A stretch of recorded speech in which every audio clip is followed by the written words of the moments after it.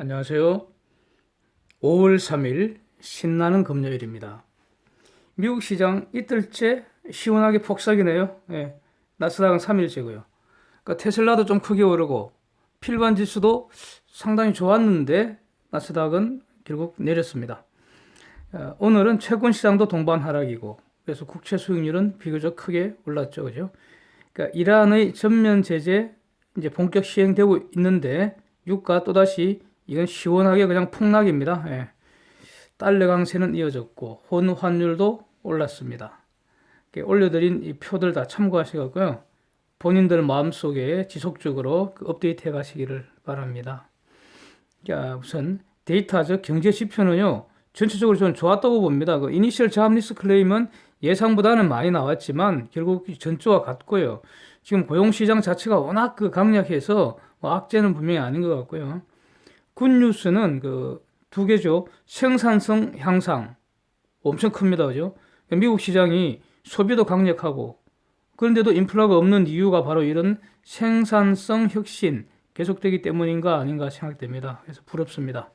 3월 공장 수주 즉 팩토리 오더 예상보다 크게 증가했고요. 그래서 기업 실적 좋고 경제 데이터 좋고 당장 금리 인하 가능성도 없고 인플레 우려도 없고 그러니까 강달러는 당연하지 않겠습니까? 네. 그래서 당분간 달러 강세는 지속되리라고 계속 예상을 하고 있습니다. 이렇게 말씀드리고 있습니다. 그런데 한국은 어떻습니까? 어제 발표된 인플레 지표는 예상보다 더 나빴죠. 경제 데이터는 망가지고 있고요. 이게 계속 확인되고 있는 것 같고요. 기업 실적 비실되고요. 원 환율은 그래서 조만간 하락하기 어렵다고 봅니다. 원유가는요. 현재 WTI 기준 61.5달러인데 저는 한 55달러 밑으로 급락할 가능성 열어두고 싶습니다. 이란이 버틸 길은 밀수뿐인데요. 밀수출 가격은 국제 가격에서 리스크 디스카운트 될 것이고요. 이거 위험하니까 걸리면 그냥 세컨드리 버크쳐 날아가는 거죠. 그 다음에 유가 하락은 이란에 대한 어떤 실질적 고통 결국 가중시키게 되겠죠. 원유 선물 롱 포지션 이익 올린 선수들 청산하고 추가로 숏 포지션 취할 가능성도 열어두어야 될 것 같습니다. 지금 미국 원유 생산이 사상 최대 규모이고요. 그래서 원유가 재고 늘고 있고요. 그렇습니다. 또 국제 유가가 지금 내려가는 것이 이란의 완전 제재 정책 효과, 즉 중국이나 인도나 인도에서 몇몇 나라에서 지금 반발한다는데 그거를 반발할 명분이 결국 사라지지 않겠습니까? 유가가 내려가고 있으니까. 그러니까 미국의 유력 언론들 이틀 하락 원인을 패대 금리 결정으로 이제 설명을 하고 있습니다. CNBC도 그렇고 월스트리트 저널도 그렇고 블룸버그도 그렇고요. 근데 저는 좀 다릅니다. 그래서 제 의견을 한번 설명드려 보겠습니다. 금리는 6월에는 인하 없을 것으로 이미 예상을 한 것이었고요. 오히려 전 패드 발표에 긍정적인 점이 있다고 보거든요. 즉 인플레에 대한 언급입니다. 제롬 파웰의 인플레 언급 한마디로 요약하면 이거 아니겠습니까? Not steady, but transit 이거 아닙니까? 그러니까 지속적인 게 아니고요. 일시적인 거라는 겁니다. 인플레가 낮은 것이. 이를 반대 해석하면은 앞으로 인플레가 계속 낮게 나오면은 금리 인하 할 수 있다는 이런 의미 아닌가요? 근데 그러면 계속 확인하는 기간 경과 그게 결국 저는 하반기로 보는 겁니다. 그래서 오히려 이번 하락은 2분기 데이터 및 실적 시즌까지 이익 실현하고 쉬어가는 거 이런 현상이 아닌가. 그러니까 어제도 말씀드린 것과 같은 건데요. 이미 어닝 시즌은 거의 이제 마무리 국면으로 이제 들어가야 되고요. 그 다음에 중국 미중 무역 협상이 남은 거 이게 다고요. 이거는 빨라야 5월 말 6월 초라고. 그 다음에 특별한 일정이 없으니까.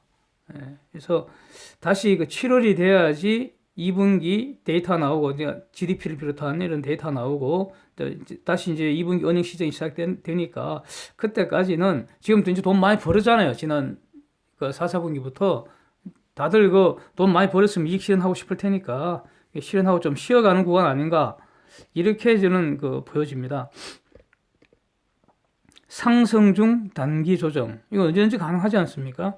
더 멀리 가기 위한 어떤 건강한 조정.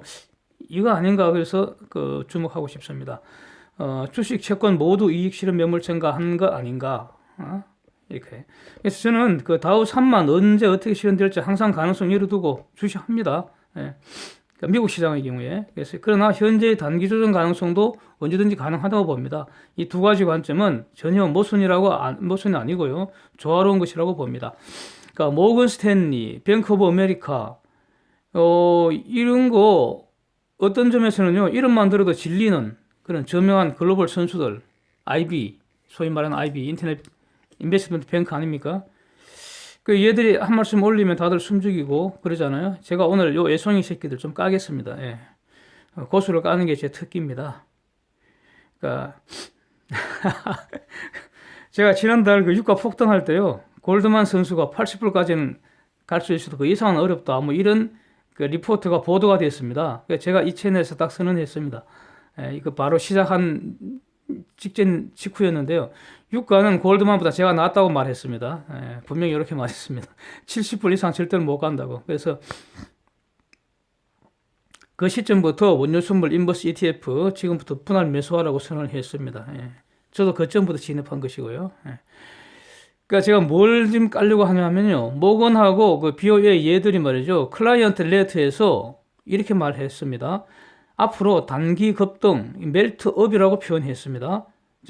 그 기사 올렸으니까 한번 참고해 보세요.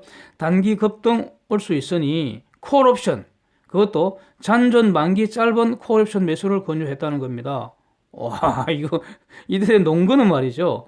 최근 이 1분기 및 4월 달까지 최근 한 4개월간 급등장에서 신규 자금 유입이 상당히 적었다는 겁니다. 이것은 팩트겠죠, 뭐. 예.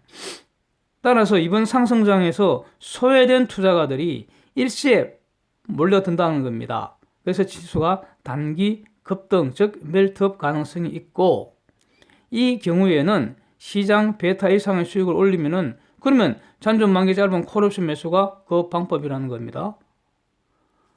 만약에 예상대로 단기 급등한다면 그 권유가 맞습니다.